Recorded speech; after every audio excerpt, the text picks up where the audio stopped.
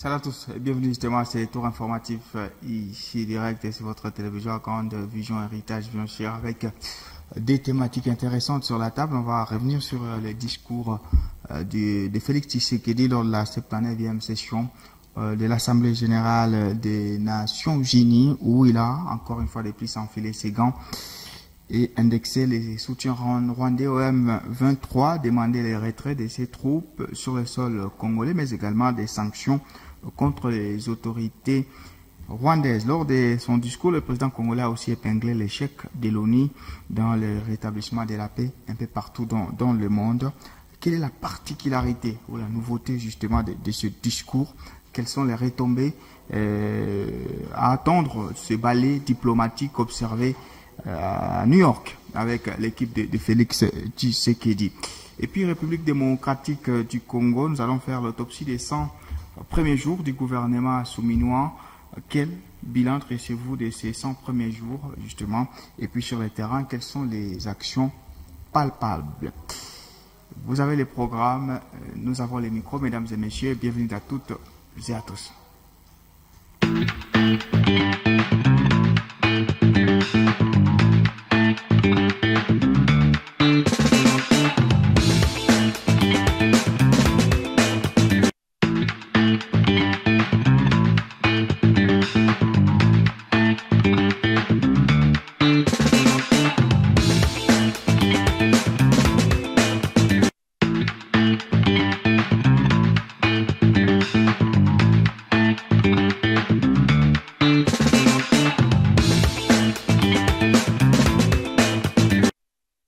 Allez, monsieur Jérémy Banza, bonjour et bienvenue. Bonjour, monsieur Sefou. Bonjour aussi à tous les téléspectateurs de ces grands magazines ici direct qui nous suivent en ce net moment. Et c'est un plaisir d'être sur ce plateau pour parler République, pour s'exprimer, pour échanger autour des grandes questions de notre pays. Et merci pour l'invitation. Merci, vous êtes communicateur du Parti Nouvel Élan. Monsieur Emani Mutombo, au cadre de l'IDPS, bien sûr. Bonjour et bienvenue. Bonjour, monsieur Jean-Claude. Je suis ravi que vous puissiez m'associer à cet échange citoyen. Je profite de l'occasion pour transmettre mes sentiments patriotiques aux fidèles téléspectateurs qui nous prêtent leur attention en ce moment. Bonsoir à M. Jérémy Av, à M. Jérémy Banzé qui est en face de nous. Alors, on a suivi les discours du président Félix Tshisekedi lors de la 79e session de l'Assemblée Générale des Nations Unies où il a encore une fois de plus indexé les soutiens rwandais au M23, demandé des sanctions contre les autorités rwandaises, mais également les retraits sans condition de ces troupes sur le sol congolais. Quelle nouveauté, justement, peut-on épingler de ces discours et quelles doivent être les retombées que les Congolais doivent attendre par rapport à ces balais diplomatiques que nous avons observés, puisque le président, au-delà de son discours, il a rencontré certaines personnalités, justement, pour résoudre la question de la crise à l'est de la République démocratique du Congo. Monsieur Emani Mutombo, vous avez suivi les discours et avez-vous épinglé quelques nouveautés ou comment vous avez analysé les discours du président Félix Tshisekedi? La première des choses que nous devons retenir est que de la genèse de cette assemblée ou de l'ONU, c'est l'organe qui a été créé pour l'établissement de la paix sur l'ensemble du territoire mondial. Alors, nous, en République démocratique du Congo, ça fait plusieurs décennies que nous manquons la paix. Nous ne pouvons pas chercher à ce qui est du nouveau au moment où nous manquons d'abord ce que les autres ont de plus permanent.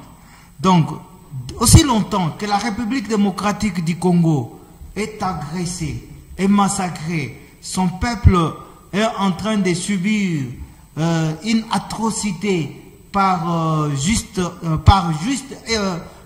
une injustice démesurable, nous ne pouvons cesser de rappeler que l'Est de la République démocratique du Congo, nous continuons à perdre les vies humaines, mais parce que vous demandez, le président de la République n'a pas parlé seulement de la République, de l'Est de la République. Il a fait allusion aussi au conflit entre l'Ukraine et la Russie. Donc, il a rappelé quand même que sur cette occasion, c'était pour parler comment on pouvait renforcer nos liens d'amitié. Mais voilà que de part et d'autre, il y a un peuple qui massacre un autre, comme chez nous en République démocratique du Congo. Oui. Il a aussi rappelé que c'est aussi l'occasion que nous puissions valoriser ce que nous avons de plus important en République démocratique du Congo. Nous avons des ressources qui contribuent énormément à l'évolution de la technologie. Nous devons vraiment retracer l'exploitation de ces minéraux.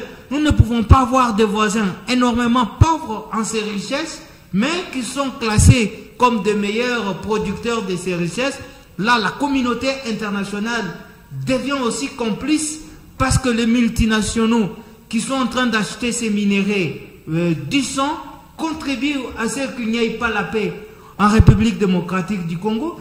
Le président de la République a également épinglé nos ressources environnementales que nous avons, parce que ça profite aux grands industriels, mais la République démocratique du Congo, qui n'est rien d'autre qu'une réserve de tous ces produits, doit bénéficier de ses droits en tant que pays solution au réchauffement climatique. Voici au moins quelques éléments que je peux retenir sur le discours du président de la République devant l'Assemblée des Nations Unies. Monsieur Jérémy Banza, voilà, le président Félix Tshisekedi a, comme attendu, indexé les soutiens rwandais au M23, puisque c'était la question la plus centrale. Est-ce que vous avez noté quelque chose de particulier qu'il a prononcé dans son discours? Merci beaucoup, monsieur Sefou. Ce qu'il faut retenir ici, c'est que déjà que nous sommes dans ce que nous appelons un peu la multilatéralité de cette organisation, et ça fait que les États en tant que tels qui sont membres de l'ONU, dont l'ONU, comme mon co-débatteur sur ce plateau l'a rappelé, l'objectif même de cette organisation, notamment le maintien de la paix et de la sécurité internationale. Mais c'est faisant, au regard de ces 79e Assemblée générale de l'ONU, auquel a participé le président de la République, prononçant un discours autour de la question notamment de l'insécurité ou la crise sécuritaire, ou de l'agression rwandaise. Ça fait que, déjà, d'une part, on sent que c'est le même discours quand on analyse, que ce soit le 78e, que ce soit les 77e, les 76e, c'était pratiquement la question de l'agression rwandaise qui revenait toujours sur la table. Moi, je ne trouve pas du mal de rappeler ou de revenir sur cette question, parce que ça taraude plus d'un, notamment les Congolais, et nous avons besoin des solutions. Parce que aussi, au regard de cette organisation qui est l'ONU, les objectifs qu'elle prône, c'est aussi la paix et la sécurité. Ouais. Et qui fait ce que l'ONU soutient les États qui ont des problèmes, notamment d'agression. Mais maintenant, le problème à ce niveau, c'est parce que dans cette organisation multilatérale qui est l'ONU, c'est la diplomatie qu'il faut jouer. Pas cette diplomatie qu'on chante jour et nuit, une diplomatie agissante, mais c'est une diplomatie parce qu'il faut retenir que la diplomatie est l'un des moyens pour faire valoir notamment la politique du pays au niveau de l'extérieur. Et quand on regarde la manière dont la politique étrangère est menée au travers des gouvernements de M. Tshisekedi ou le président de la République, vous allez vous rendre compte que ça n'arrive pas à donner du tonus à tous les autres membres de cette organisation à véritablement avoir un œil regardant sur la situation qui se passe à l'Est.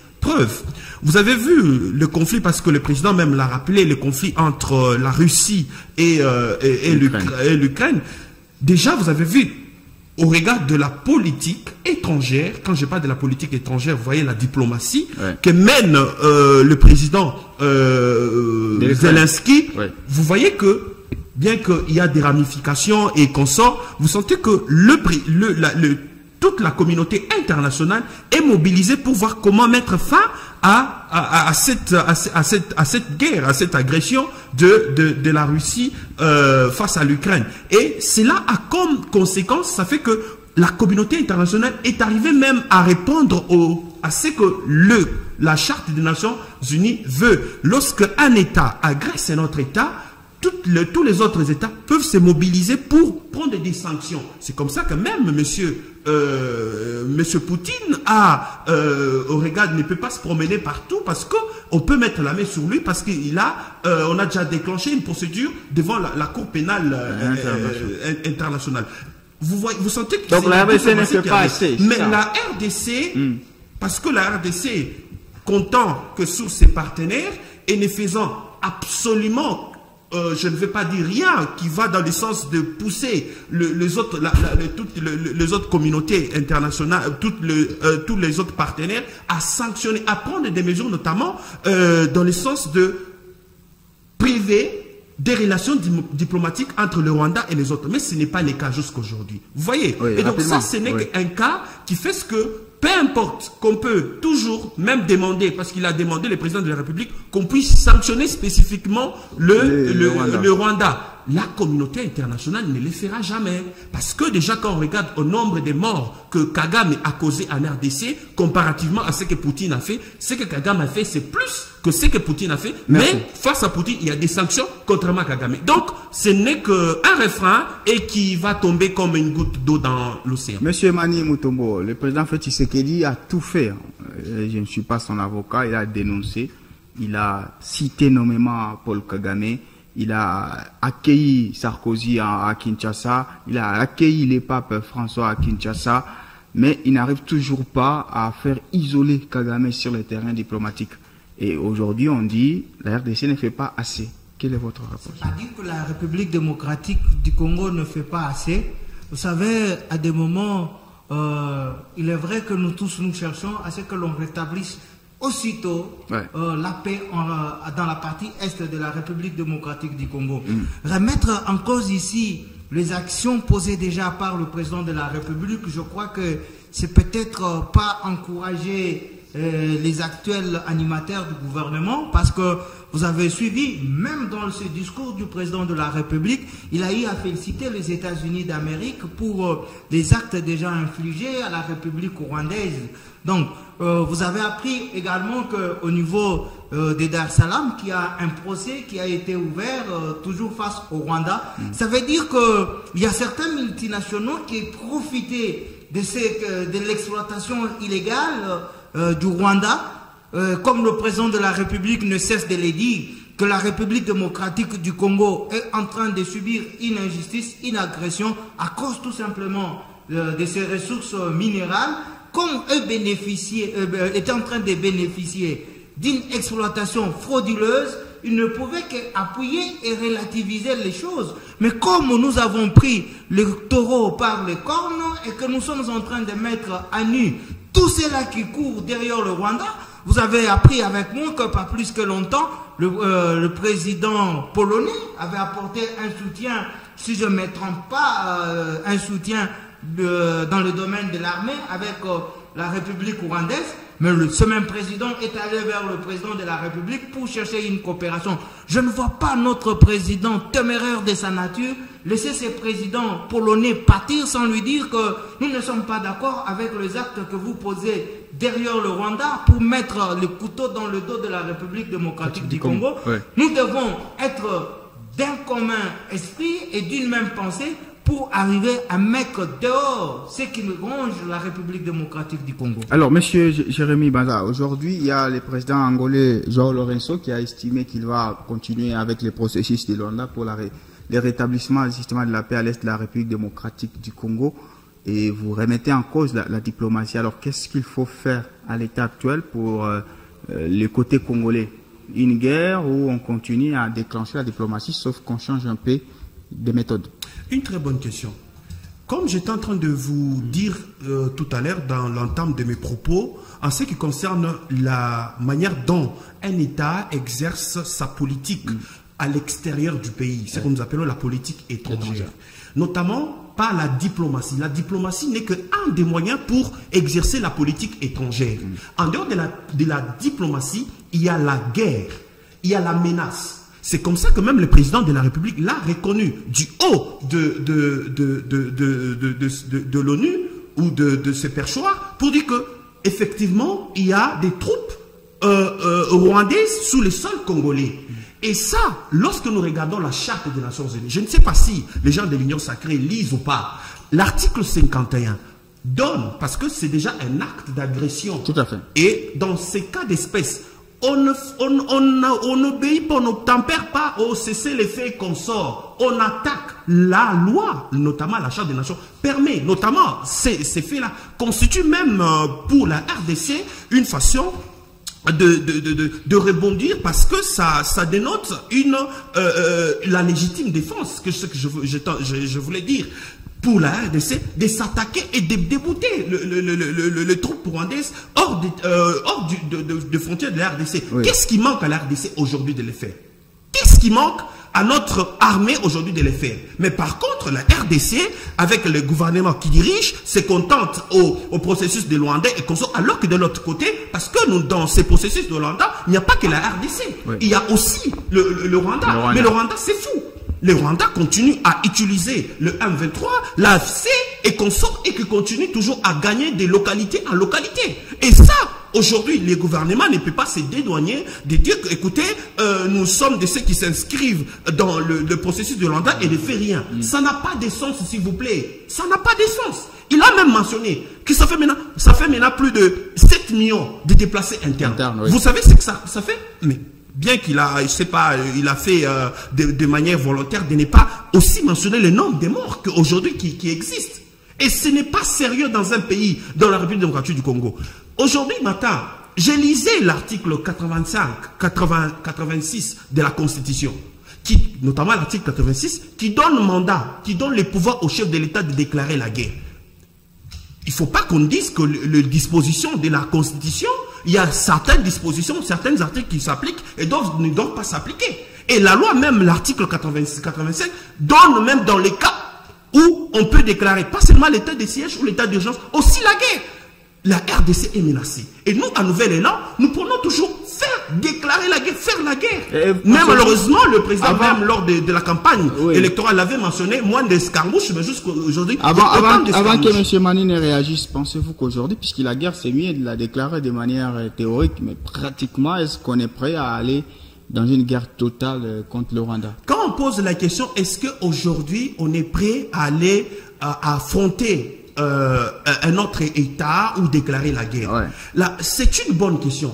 Mais, à mon sens, ça va paraître si le gouvernement se pose cette question, est-ce que nous sommes capables d'attaquer un autre État? C'est un manque de responsabilité. Gouverner, c'est quoi? C'est prévoir. Ça veut dire que, étant, parce que le président de la République, nous sommes, je vais le mentionner et je le mentionnerai toujours, nous sommes dans la continuité. Parce qu'il avait dit que, entre répartir à zéro et consolider les acquis. Donc, il s'agit de la consolidation des acquis que nous sommes aujourd'hui. Et quand je vois certaines situations, notamment la persistance de la guerre à l'Est, je suis en train de me poser des questions. Est-ce qu'il s'agit d'un autre président qui a parachuté en 2023 pour maintenant commencer alors que c'est un président qui a commencé depuis 2019. Merci. Donc, ça n'a pas de sens et c'est pas sérieux. Monsieur Mani, vous avez suivi Monsieur Jérémy qui propose, et là, il cite son parti politique Nouvelle-Élan, qui a initié, qui est prêt. Il y a la proposition d'Émir. Effectivement. Adolphe Mouzito. Là c'est la guerre totale. Est-ce que vous ne vous êtes pas demandé que vous vous plantez peut-être dans vos démarches pour résoudre cette question de l'Est de la République démocratique du Congo? Il n'y a rien de patinage dans notre démarche. Il faudra tout simplement comprendre que la République démocratique du Congo, pour arriver à déclarer une guerre, il faudra vraiment se rassurer que vous avez toutes les ressources, toute la logistique nécessaire qui pourra vous permettre que vous puissiez arriver au lieu de provoquer une guerre et la perdre demain. Alors, la question qu'il faudra se poser, quand est-ce que le président de la République pourra dire à haute voix que demain nous allons descendre sur Kigali et mettre terme à cette agression? C'est à lui d'apprécier. Il a actuellement toutes les chambres à côté de lui, qui pourra lui permettre à ce qu'il pose l'action que tout le peuple congolais attende, parce que ce qui est plus important est que nous puissions rétablir la paix d'une manière générale sur l'ensemble du territoire national. Mais tel qu'il avait promis, c'est pendant la campagne électorale. Il avait promis pendant la campagne, n'oubliez pas que les contraintes démocratiques exigent aussi à ceux qui ils ont des normes. Il faut juste dire la vérité, que c'était un discours démagogique. Ce n'était pas un discours démagogique comme vous le pensez. Nous, au moins, nous avons hérité une situation de plusieurs décennies et que nous avons le courage de l'affronter. Mais à l'époque... Mais vous n'héritez pas du M23. Nous n'héritons pas du M23. Ouais. La présence du M23 sur le territoire congolais ne date pas de 2019. Il faudra comprendre tout simplement qu'il y a eu une résurgence. Ouais. C'était un mouvement qui était sur notre territoire depuis belle lurette. Alors, merci monsieur. Je crois qu'on n'a pas voulu épingler d'autres secteurs de son discours, puisqu'il y a la fameuse thématique sur les 100 premiers jours du gouvernement Judith Souminois, société économique. C'est sur terrain que nous allons maintenant nous projeter. Et le gouvernement Souminois a totalisé 100 jours, jeudi dernier, et donc ça fait presque une semaine, on est obligé de revenir. Quel bilan vous dressez des 100 premiers jours du gouvernement Judith Souminois sur le terrain? Quelles sont les actions les plus palpables avec le ministère? Quels sont les bons élèves et donc de Madame Souminois en termes de ministre, ceux qui ont travaillé de manière adéquate? Je finissais avec M. Emani, mais voilà, je commence avec M. Jérémy Banza. De manière un peu générale, quel bilan vous dressez, hein, si on vous pose la question directe, des 100 premiers jours du gouvernement Souminois? Merci beaucoup, monsieur Sefo, pour cette question. En termes de faire une autopsie sur le bilan de ces 100 jours de Madame Souminois, c'est qu'il faut rappeler au peuple congolais ici que, en principe, le gouvernement devait être installé depuis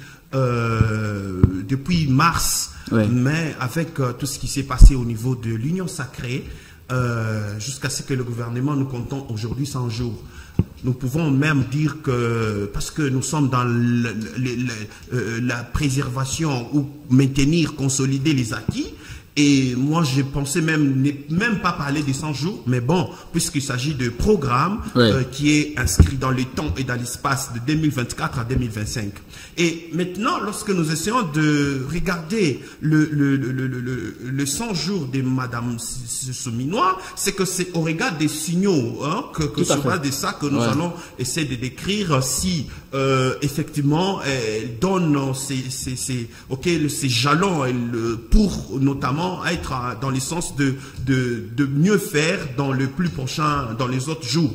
Et ce qu'il faut retenir ici, qu'il y a ce que nous appelons le programme qui devait être exécuté à court terme, à moyen terme et à long terme. Et devant moi, j'ai ce que dans les programmes de programme d'action du gouvernement souminois, la partie cadre stratégique du programme du gouvernement. Et au point 2 qui parle des engagements majeurs du nouveau quinquennat. Et ces engagements des engagements majeurs du nouveau quinquennat revient sur le 6 engagements du chef de l'État. Ouais. Et le président de la République, lors de sa campagne, avait insisté, même en disant qu'il a fait un contrat, il a pris un contrat entre lui et le peuple congolais.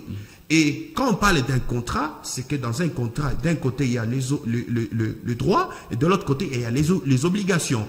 Et chaque partie est appelée à respecter le terme de son contrat. Et si nous allons dans ce sens-là, ce qui devait être exécuté notamment, parce que la question de la promesse, je sais que mon ami Emani va rebondir là-dessus, pour essayer de dire que, écoutez, vos calculs, ça dépend que de vous.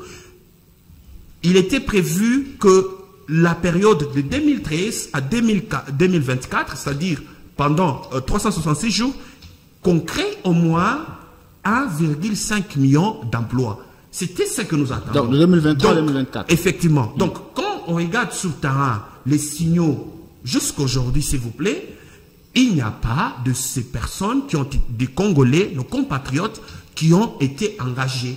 Donc, même sur le 1,5 million d'emplois, je ne pense même pas 1% a été effectué. Parce que jusque-là, le gouvernement est en tergiversation. Rapidement. Il n'y a pas de solution. Oui, rapidement. Et sur le plan social, parce que ça fait partie de justement. quelque chose qui était urgent pour le peuple congolais, le plan social des peuples congolais. Aujourd'hui, quand on regarde le taux de change, ça ne fait que galoper.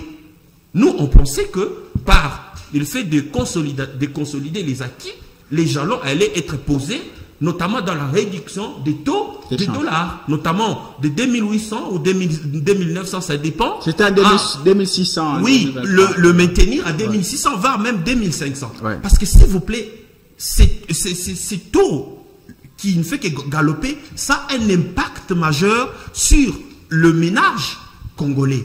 Aujourd'hui, je réfléchissais avec quelques personnes, j'ai dit que parce que le gouvernement n'arrive pas à mettre les inspecteurs pour suivre notamment les gens qui fixent le taux de plutôt qui fixent le bail, notamment le loyer de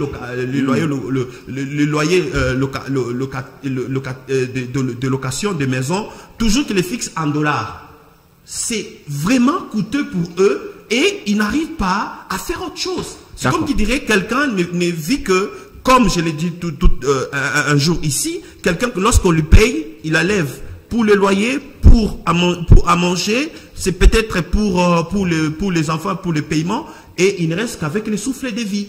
Et c'est pas sérieux dans un État. Par contre, donc, lorsqu'on regarde tout ce qui se passe en RDC, on regarde des signaux, c'est-à-dire que les signaux sont tellement dubitatifs que le programme d'action du gouvernement, nous attendons, peut-être elle fera plus. Je reviens à vous, Monsieur Emmanuel Mutombo. Est-ce qu'après 100 jours, les signaux sont-ils au vert de votre côté avec le gouvernement de Mme Judith Suminwa?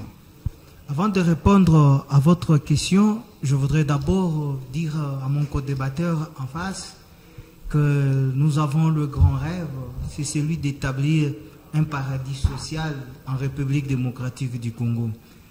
Mais son autorité morale nous disait qu'il est donc impossible de faire le rêve d'un paradis social dans un désert économique. Aussi longtemps que la République démocratique du Congo, les Congolais n'arrivent pas à comprendre que nous devons faire tout pour impulser notre économie, ça reste un devoir pour tout un chacun. Ce pays nous appartient tous, il n'appartient pas au président de la République. Et pour son essor, tout un Congolais est appelé à porter une brique à l'édifice. Mais parce que vous posez la question sur le gouvernement Soumina, je voudrais ici que les Congolais puissent avoir un œil sur leur miroir à ce qui concerne souvent quand on fait la composition du gouvernement, nous cherchons à ce que les provinces soient représentées. Certains vont même demander à ce que le tribu soit représenté. Est-ce qu'aujourd'hui, chaque tribu, chaque province peut tirer l'action de son représentant dans ce gouvernement pour l'interpeller également, dire qu'est-ce qui ne va pas, qu'est-ce que nous pouvons espérer de vous? C'est ça, c'est que le Congolais, le souverain primaire, peut avoir aussi comme devoir, à chaque fois qu'il y a des équipes mises en place, pour les accompagner dans l'exécution de leurs tâches. Parce que l'équipe en place a hérité d'un plan d'une équipe sortante. Parce que vous allez comprendre qu'ils sont entrés en fonction au mois de juin. Et il y avait une équipe qui était déjà en place. Même l'exécution du budget actuel, ce n'était pas leur budget. Ils ont hérité un budget présenté lors de la session 2023. Alors, j'acclame ici certains signaux qui sont positifs. C'est entre autres, nous continuons sur la même longueur d'onde dans la mobilisation des recettes. Et les Congolais attendent encore beaucoup pour une bonne répartition de ces recettes, que nous arrivons vraiment à sentir que quand on avait une faible mobilisation des recettes, voilà où était l'état du peuple congolais. Et maintenant que nous avons levé l'échelon, il faudra aussi que ça change dans la société. Ça change aussi du point de vue de la consommation. J'acclame aussi ce gouvernement par une petite maîtrise des situations. Vous avez vu qu'il y avait une tentative de faire avorter la rentrée scolaire, mais vous avez compris qu'ils se sont ressaisis. Mais nous ne voulons pas que ce soit temporaire, mais qu'ils renforcent le verrou pour que ces enseignants qui pleurnichent aujourd'hui, qui nous arrivent plus à appeler encore à une grève les jours proches. J'acclame ici le ministre de l'énergie et ressources hydrauliques. Okay. Vous allez voir que pour prendre peut-être avec beaucoup de bémol, après son dernier passage à Lubumbashi, nous avons quand même une certaine amélioration dans la desserte en énergie électrique sur certaines zones. Bon, il va parler. Hein. Bon, peut-être que lui vit là où il faudra encore fournir des formes d'urbanisation, ça lui concerne. Mais pour nous autres, nous bénéficions quand même d'une amélioration. Okay. Je dis bien une amélioration par rapport avant qu'il soit là. Donc, nous pouvons avoir peut-être un minimum de retenue, vu qu'ils ont hérité de ce qu'ils n'avaient pas comme vision, mais dans la continuité de l'État, qu'ils gardent le cap et que le rêve allait plus loin que rabaisser les épaules. Si pas, ils perdront le pédale. Monsieur Jérémy, voilà, il parle de la mobilisation des recettes, ce qui est vraiment un acquis, puisque c'est depuis l'arrivée de monsieur Félix Tshisekedi, on sent que les régies financières fonctionnent à merveille, d'après la version officielle. La rentrée scolaire, c'est vrai qu'il y avait des tentatives de boycott, mais voilà, elle a été effective. Et puis on a l'énergie telle qu'il dit. C'est quand même des signaux que vous n'avez pas vraiment mentionnés. Permettez-moi de mettre mon regret face à M. Emani de l'Union Sacrée qui se moque des enseignants en disant qu'ils pleurnichent et pourtant ils sont en train de revendiquer leurs droits que M. Félix Tshisekedi et le gouvernement n'arrivent pas à honorer. Et je suis écœuré encore sur ces plateaux qu'il est en train, je ne sais pas, de vouloir justifier qu'ils ont hérité. Ils n'ont pas hérité, M. Emani. Il faut dire qu'il s'agit de la consolidation des acquis. Il ne faut pas dire qu'ils ont hérité. Ce n'est plus comme les cas de 2018 à 2019. Ouais. Ils sont dans la continuité. Et il est question ici des acquis, la consolidation des acquis. Et c'est ce que le gouvernement est en train de faire. Et sous la question même de la mobilisation des recettes, certes, nous l'avons même félicité, voilà, il y a augmentation. Mais dans le dépense, c'est là que ça laisse à désirer, s'il vous plaît. Alors qu'avant, c'était moins que le budget de 16 milliards, et c'est qu'il faut dire qu'ici, le budget est voté pour l'année d'exercice qui vient l'année prochaine, pas pour l'année en cours. Et le budget qui s'exerçait pour l'année 2013, c'était celui qui a été voté en 2022 et ainsi de suite, qui était de 16 milliards. Et vous allez vous rendre compte que dans ces budgets-là, de 16 milliards, qui était beaucoup plus avantageux par rapport au budget qu'il y avait avant, dans ces budgets-là, de 16 milliards, incapables de payer les députés provinciaux, s'il vous plaît. Incapables, aujourd'hui, les enseignants notamment, parce que la question que vous avez évoquée des enseignants, c'est qu'au regard des accords des Bibois et consorts, il y avait des promesses et qui avaient même été indexées dans les budgets de 2023 qui devaient être exécutés. Mais comment est-ce que ces enseignants ont été tournés en bourri, comme il s'en est le cas avec l'Union Sacrée, qui ne respectent pas toujours leurs engagements? C'est malheureux, mon cher ami. Et aujourd'hui, au regard même de la question de la desserte en électricité, voilà même ce que nous sommes en train de fustiger toujours, ces inégalités que l'Union Sacrée est en train d'imposer. Que quand vous êtes d'une contrée, je ne sais pas, maintenant vous avez une contrée des gens de l'Union Sacrée qui habitent là-bas, et vous avez une amélioration des dessertes en énergie électrique, et ailleurs, les gens sont en train de vivre dans les noirs. Prenons juste l'exemple de ces quartiers, et je ne sais pas, Ewabora, je ne sais pas comment. Ça fait combien de temps ce quartier a été urbanisé? Ça fait combien de temps que ce quartier n'est pas un quartier quand même récent, qui manque ne fût-ce que l'énergie électrique? Pas plus que quelques minutes, je venais ici dans cette émission, j'ai croisé des dames en train de se promener avec des bidons pour aller chercher ou puiser de l'eau. Et vous pensez qu'avec ça, c'est ce qu'on peut dire que voilà, vraiment il y a des signaux. Et pourtant, il faut les souligner ici que vous êtes dans la continuité. Il n'est pas question que non, voilà, nous sommes partis à zéro en 2023. Merci. Vous voyez, donc, ce sont des questions qu'il faut être honnête. avoir la tête sur ses épaules et dire au peuple congolais, écoutez, nous sommes incapables, nous avons échoué. Monsieur Emani, quand vous suivez Monsieur Jérémy Banza, quand vous êtes de la société aussi, hein, parce que vous savez ce qui se passe, est-ce que vous avez l'impression que les volets sociaux échappent à l'administration actuelle? C'est de son droit de voler bien dans sa technique d'opposition, de chercher à noircir même là où il y a de la lumière. Je le concède, mais l'on se rappellera. J'espère que vous êtes conscient que nous sommes de l'opposition républicaine. Lorsque c'est noir, c'est noir. Lorsque c'est blanc, c'est blanc. On se rappellera que le premier à prendre l'engagement avec les enseignants, c'était Adolphe Muzito, avec l'affaire de Mboudi, et il n'a pas été en mesure d'arriver même à faire appliquer la gratuité de l'enseignement, qui est un engagement constitutionnel du président, des gouvernements par rapport à son peuple. Mais parce que la gratuité de l'enseignement continue son bonhomme de chemin, mon co-débatteur en face devait être en mesure d'acclamer la consolidation de la gratuité de l'enseignement que remettre ça en cause. Je voudrais ici vous dire que quand il y a coupure, ce n'est pas une anomalie, ce n'est qu'un fait qui peut arriver et on peut rétablir. Voilà que nous sommes sous la lumière. Et si vous n'allez pas me dire que c'est un groupe... C'est les groupes électrogènes, mon cher ami. Ce n'est pas de l'électricité. Ça, c'est toi qui les penses. Je suis le mieux placé pour vous dire, nous sommes sous groupe électrogène. Je voudrais ici vous dire... Arrête de mentir les peuples. Je voudrais ici vous dire que il peut y avoir coupure, mais la fourniture est continue. Ça ne veut pas dire que quand vous avez... une coupure que vous ne serez pas servi pendant 24 heures. Vous avez du mal même à justifier ce que vous dites.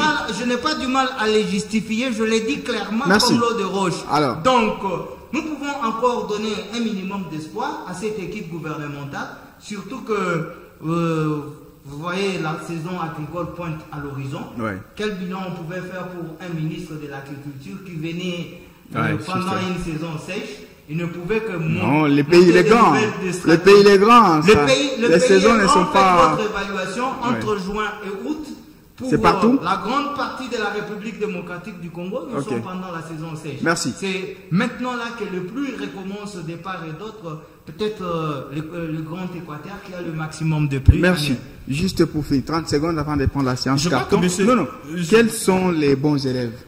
Les bons élèves, en tout cas, à ces gouvernements, parce que quand vous posez la question de qui sont les bons élèves, alors que lorsqu'on regarde dans leur parcours, c'est qu'il y a de ceux-là qui sont en train de essais et erreurs. Et moi, j'évite de répondre à cette question qui sont les bons élèves. Par contre, moi ici, je pense que parce qu'il a évoqué la question de Adolphe Muzito qui est venu à la primature en 2008, c'est qu'il y avait des urgences à cette époque-là. C'était d'abord de mettre les institutions. Et c'est pas pour rien que nous avons même factualisé, nous avons permis que cette disposition, parce que rappelez-vous, en 2011, il y a eu une révision de la Constitution. Et cette disposition notamment qui tend à rendre gratuit l'enseignement primaire, elle a été maintenue. Vous comprenez? Et donc, c'était que le gouvernement, dans la manière de gérer les institutions, dans le gouvernement qui allait venir, il devait tenir compte de cette disposition. Et effectivement, c'est vous. Mais par la manière dont cela s'exécute. Vous voyez? Merci. Donc, les enseignants qui sont appelés à exécuter ou à donner cours à ces enfants, ils sont en grève. Vous avez vu, ils ont pris pratiquement le quelques semaines et c'était pas bon. Donc moi je pense que prochainement, il faut s'améliorer parce que l'année prochaine encore, les enfants vont aller en vacances, ils vont encore retourner. Donc il faut les payer. Les bons élèves, on maintient finance, on maintient éducation et hydrocarbures, c'est ça? Je voulais dire à Jérémy que Thomas Sankara disait, mieux vaut de l'eau pour tous qu'une champagne pour vous seul. Adolphe Muzito était beaucoup plus dans les coulmous que pensait à ce qu'il y ait des Congolais qui pouvaient regagner le chemin de l'école. Au lieu de voir les seuls enfants qui étudiaient dans des écoles nantis, qui étaient d'ailleurs en train de tourner, prendre derrière l'État, il a fallu trouver une mesure pour que tout Congolais accède à l'éducation. C'est mon temps de parole. Mais la manière dont vous placez les briques laisse à désirer. Je crois que tu reconnais que vous n'avez pas été en mesure d'aborder cette question cruciale pour la jeunesse congolaise. Mais parce qu'il faudra parler des bons élèves, il a eu honte de parler quand même de certaines distinctions. L'on dit toujours que le royaume de cieux appartient aux violents. Vous allez voir qu'il y a des ministres comme celui de l'électricité que je venais de dire, la dame qui est aux affaires sociales. Donc il n'y a que chez vous, vous avez l'électricité. Bon, chez toi, s'il n'y en a pas, veuillez payer les câbles. Ici, il n'y a pas l'électricité, donc ils n'ont pas encore payé les câbles. C'est ça que vous êtes en train de dire. Il va s'en prendre Et donc inutilement. vous êtes en train de vous moquer de toute cette population qui vit dans ces quartiers, qui n'arrive pas à suivre cette émission. Moi, quand je venais, j'ai vu plus d'une maison éclairée. Je ne sais pas comment. C'était des panneaux solaires. C'était des panneaux solaires. C'était des privés qui se prennent en charge. Alors que l'État a l'obligation de prendre en charge cette population. Merci. La séance carton. La séance carton juste après.